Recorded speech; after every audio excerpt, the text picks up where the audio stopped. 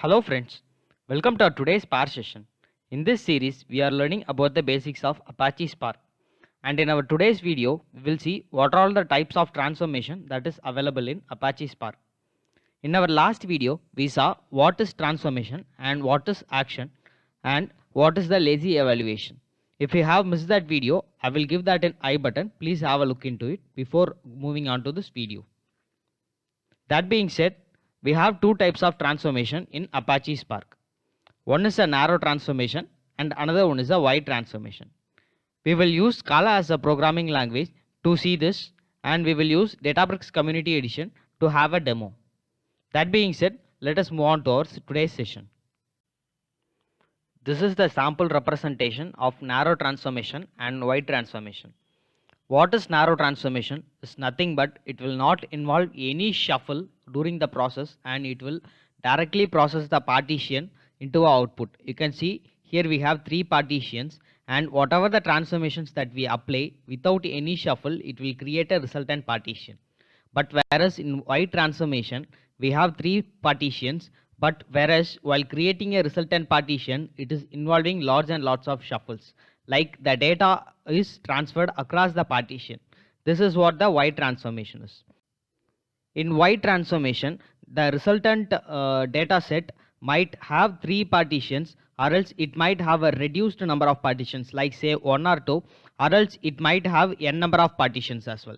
That is, like it is not assured like it will have only three partitions as that of input.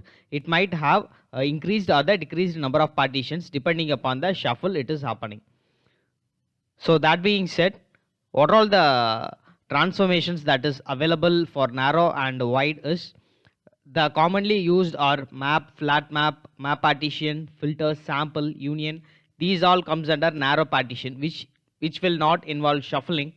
Whereas in wide partitioning, the intersection, distinct, reduced by key, group by key, join, repartition, coalesce, Cartesian, these things will involve a shuffling in it. So these things comes under wide partitioning. We are into our Databricks Community Edition.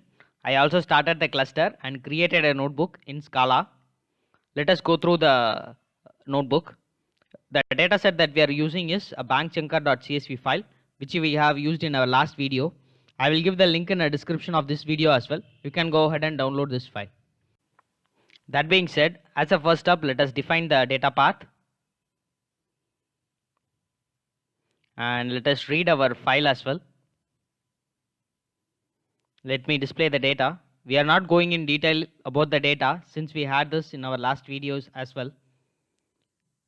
Let me also give get num partition. Since we didn't give any repartition or anything and we have only one core, it is creating only one partition. And coming to our topic, as a narrow transformation, for the narrow transformation we are taking a filter transformation. We all know like we have map partition, filter, and here we are taking a filter for our understanding, and the logic that we are using is card is equal to blue. Let me run this. Let me also display the content as well. So we can open the Spark job here. We can see like there is only one job, and also let me open the stage as well.